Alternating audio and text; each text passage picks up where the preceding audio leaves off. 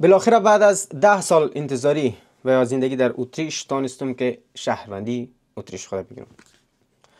عزیزا سلام، آرزو میکنم جور صحتمند باشین، هر جایی که هستین لباس عافیت به تن داشته باشین. الیاس هستم. قبلا در کانال تاپ 5 دری فعالیت میکردم. سال 2017 شروع کرده بودم و بعدا تقریبا 2 سال میشه که دیگه ویدیو نتونستم آپلود کنم بنابر مصروفیت هایی که داشتم.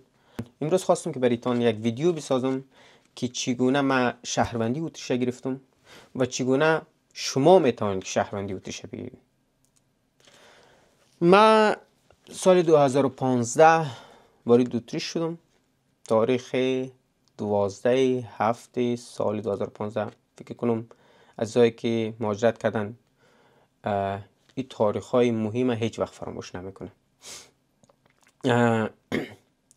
تقریبا 5.5 سال من بدون جواب در کشور اتریش زندگی میکردم.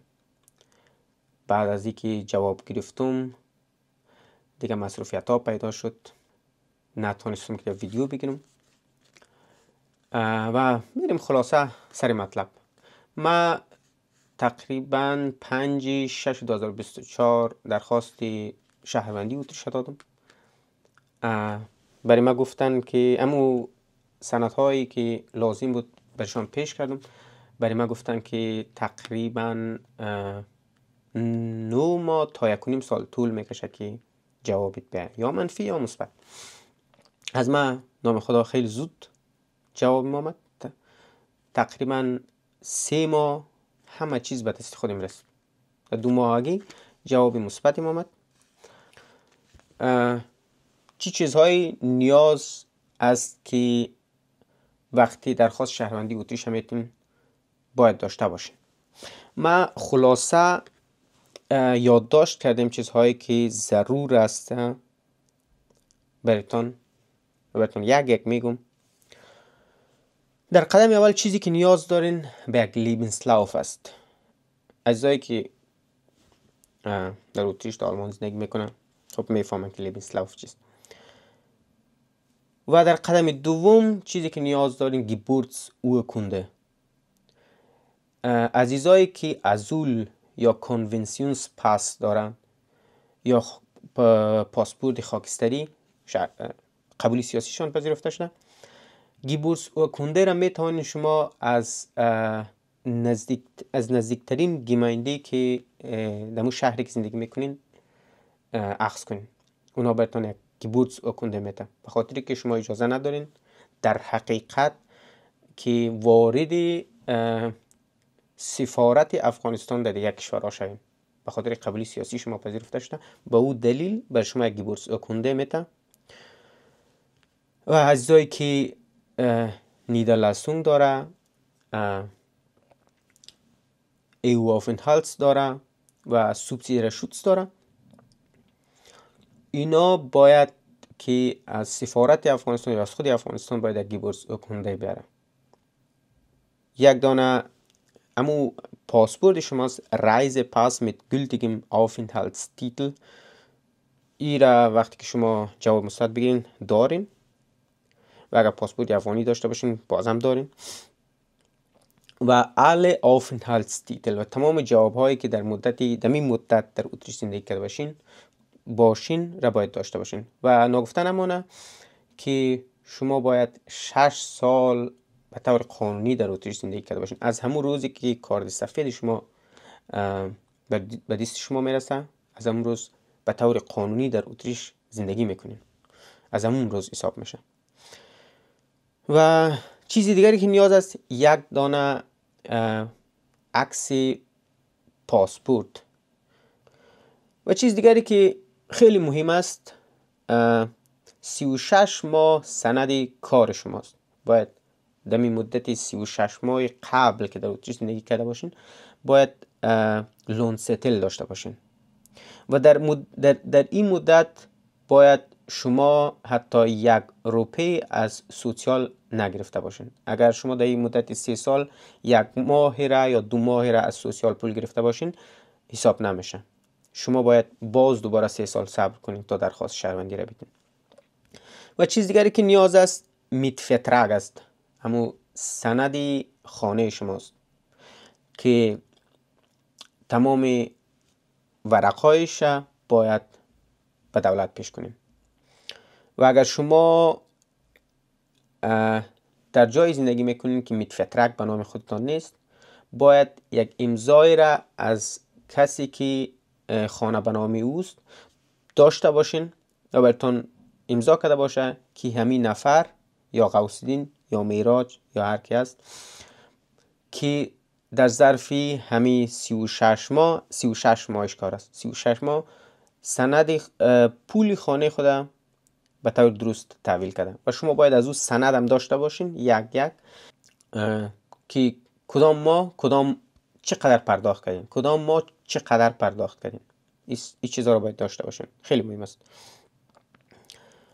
دیگه یک چیزی مهمی که نیاز است KSV کردیت شوتس فرباندس که او را میتونین آنلاین درخواست بدین، که بیانگری است که شما آیا قرضدار هستین یا نه از بانک یا از یک جای دیگه و بر شما یک میکشن. 46 یورو فکر کنم میگیره. میتونین درخواست KSV نوشته کنین، میتونین آنلاین درخواست بدین. 46 یورو از شما پول میگیره، سندش PDF براتون آنلاین در ایمیلتون میفرسته و بعد از چند مدتی همراه پست هم شما او را دریافت میکنین. یک چیز دیگری که بسیار مهم است و میتونین خیلی ساده او را از نمیفهم دقیق که از کجا میتونین درخواست بدین، از یوزیتس یک جای است که او اکسیکوشنز آسوگ است که 5 یورو چند سنت میگیره و امو دفعتاً براتون چاپ کرده میتن. اگر شما در این مدت 3 سال یا همین 3 سالتان مهم است فامیلین به هیلفه گرفتین، این به نفعتان است. میتونین که در لندسregierung زنگ بزنین و درخواست کنین که ما در این مدت 3 سالی که فامیلین به هیلفه گرفتیم میتونین برای ما یک bestätigung رای کنین. bestätigung همراهتان میتونین ببینین، این در نفعتان است. چیزی دیگری که نیاز است Versicherungsdatenaufzug است. اینا میتونین که برین در جایی که بیمه هستین درخواست بدین. حضوری باید باشین، براتون در ایمیل رعایت نمیکنه به خاطر پریوات سفری پول ازتون نمیگیره. همون دفعتاً براتون فقط اوسایستون میتون براتون چاپ کرده میتون. بعد از 6 سال درخواست شهروندی اتریش میتون حتما باید 20 سوی داشته باشین و اگر منتظر میمانین که 10 سالتان بگذره، وقت بعد از 10 سال میتونین که با B1 هم درخواست شهروندی بدین. خب بعد از اینکه اسنادایتان جور شد کجا زنگ بزنین؟ حتما در نزدیکایتان BH Bezirkshauptmannschaft یا مگسترات وجود داره. زنگ بزنید با مگسترات یا BH که شما میخواین درخواست شهروندی اتریش بدین و میخواین یک دونه ترمین ausmachen کنین. و تا جایی که ما شنیدیم در وین کسایی که زندگی میکنند حتی 1 سال طول میکشه که اونا فقط یک دانه ترمین بگیرن. فعلا خودم در ایالت نیدراسرای زندگی میکنم و جایی که من زندگی میکنم ما وقتی که زنگ زدم برای من صبح نه دیگه صبحش دفعتاً ترمین داد و اونجا تمام اسنادهای خودم میبری، یعنی اسنادهای من پر است و اسنادهای تا میبینم میخوانم و اگر همه چیز اوکی بود میگه خودت میتونی که درخواست شهروندی اتریش بدی و همه چیزای تا روان میکنه به لندسregierung. براتون میگه که تقریبا 6 9 الی 9 ماه یا 9 ماه تا 1.5 سال طول میکشه و خودت منتظر میمونی. بعد از اینکه جوابت مثبت بود میتونی خودت هم همراه لندسregierung زنگ بزنی و تماس شوی که جوابت مستقیم به خودت رای کنه و در غیر صورت اگر زنگ نزنی جوابت مستقیم به BH یا مگسترات همون منطقه که درخواست دادی روان میکنه و از اونجا به تماس میشه که تبریک شما شهروندی اتریش دریافت کردین و بعد از این که تبریکی داد براتون براتون یک وقت میته، یک ترمین میته که در اونجا خود شهردار منطقه میه یا شهردار وقتی نباشه یکی از اما زیر دستای خود روان میکنه که او به نام گلوب نصیحت میشه یا سوگند. شما اونجا سوگند من میتونم که تکسشم بالا براتون بانم که سوگند چی است. فقط در زبان آلمانی است که من در اتریش همیشه وفادار میباشم، به اتریش خیانت نمیکنم، کاری نمیکنم که که به اتریش بد باشه، کدام گپ خاصی نیست. و بعد از او برایتان یک بیشتیدگون میته یا یک بشایت میته که من عکسش از خودم بالا اینجا میمونم که او به نام Staatsbürgerschaft Verleihungsbescheid یاد میشه. او را برایتان میته، تشکری، خلاص. و وقتی که مجلس تمام میشه شما به چیزی که نیاز دارین یک دانه Staatsbürgerschaft Nachweis است که او را میتونین دوباره به Standesamt در جایی که مربوطی که ماینده میشه فکر کنم Standesamt به تماشاین بگوین که ما یک Staatsbürgerschaft Nachweis میخوایم و همراه از Verleihungsbescheid خود میرین و تقریبا 30 و چند یورو میگیره براتون تسلیم میکنه.